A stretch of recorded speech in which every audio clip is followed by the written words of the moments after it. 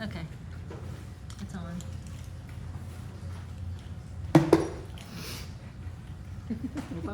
Hope I'm in the shot.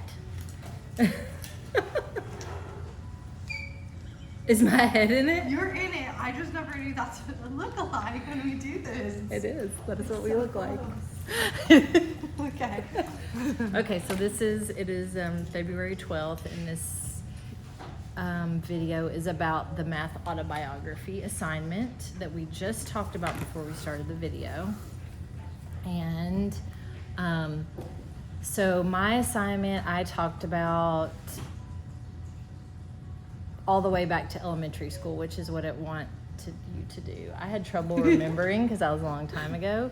And I just basically said I didn't have any big experiences. I didn't love math. I didn't hate math. I did fine, Yeah. so it was fine. But I did, the times that I did remember really engaging with it was, actually I put the other thing was when I had chemistry in high school. I had a fun teacher Okay.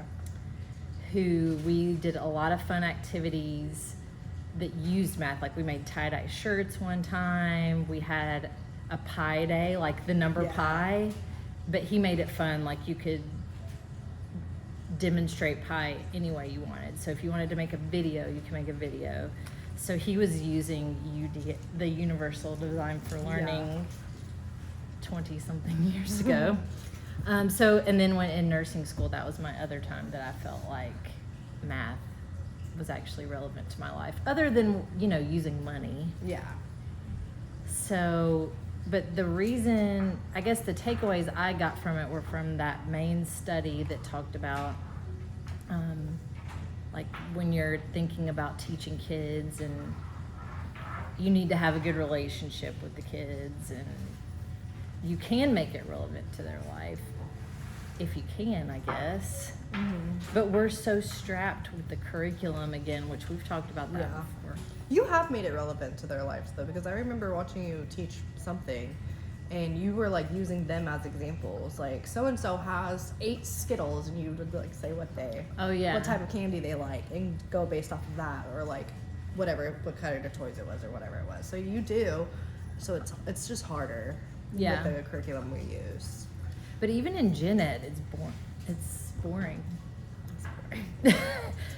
And we asked everybody in the room that's in this room today what their sentiment about math is, and most of them were negative, except for one person, and she is an outlier for a lot of other reasons too. So, but maybe you could tell me about your math autobiography. Like, what did you think about math when you were? Hated math. You hated math. I hated math. And now you teach math. And now I have. No, yeah. One of the first things I remember, like when you bring up math, the first thing I remember is getting a C in my 5th grade math class. That's the only C I've ever gotten. And I was so upset because I just didn't understand. And then from that 5th grade math class, it was just downhill from there when it came to math. Yeah. Like I just struggled with it. Like even in college, like I remember having to take like a test like 3 different times because I could not pass the math portion of it. And I'm sure it doesn't help that because I had such a negative attitude about it. I wasn't willing and wanting to study as much as I should have, so I kind of just was like, oh, I'll try again. But When was your first C? Like, were you in high school or 5th grade, 5th grade? yeah. And then And then you just carry that I carried it with the you. entire time. And then in high school, the only reason why I passed most of my math classes is because I did all my homework. But I would get like D's on all my tests. So it was hard. But then I got into statistics in my senior year and I loved it. Because it has an application. Yes, and it's words and it's stories. And I think that's why I liked it so much. And I got an A in that class. That was the only class I ever got an A in, math class. Yeah, that's interesting. Yeah, isn't that weird? But it was because it's words, and then you take that formula, which is memorization, and put that all together. Yeah. That's why I liked it. That's what, so Miss Coker, she said that's all math is. It's just we're describing the world with numbers and formulas and stuff. And because a lot of her kids groan when she teaches them new things. And Yeah. I think she's trying to combat the negative ideas Yeah. about math and kids. So I don't know if assigning a math autobiography to our students would be helpful.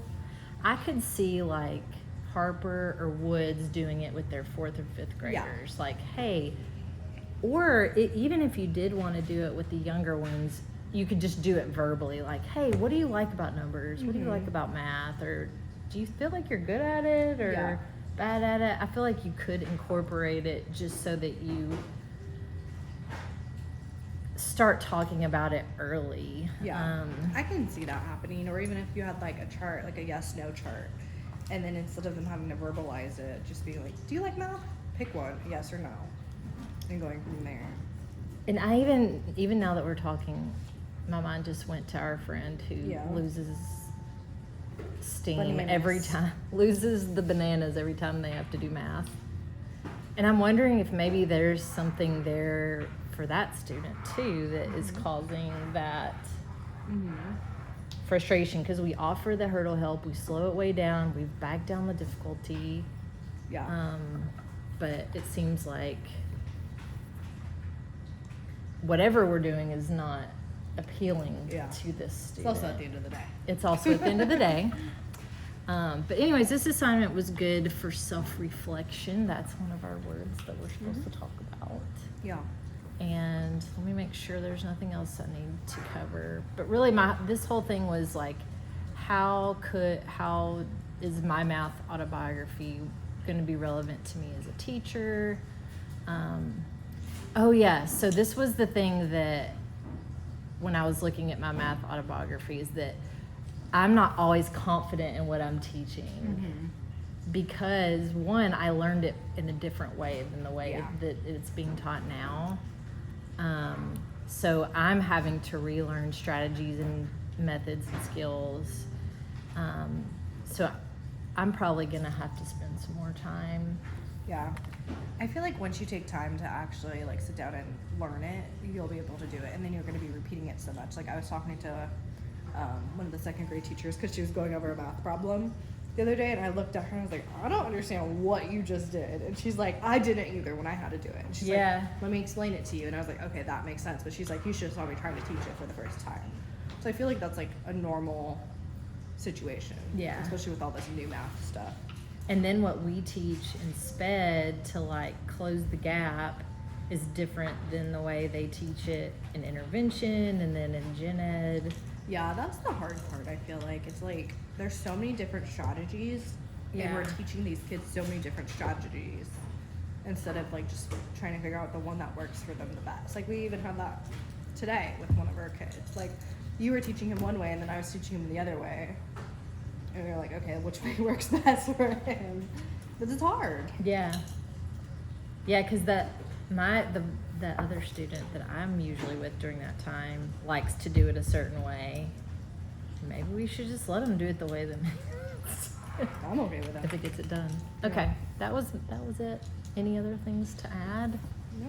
Okay, we're done. I don't like math. We don't like math.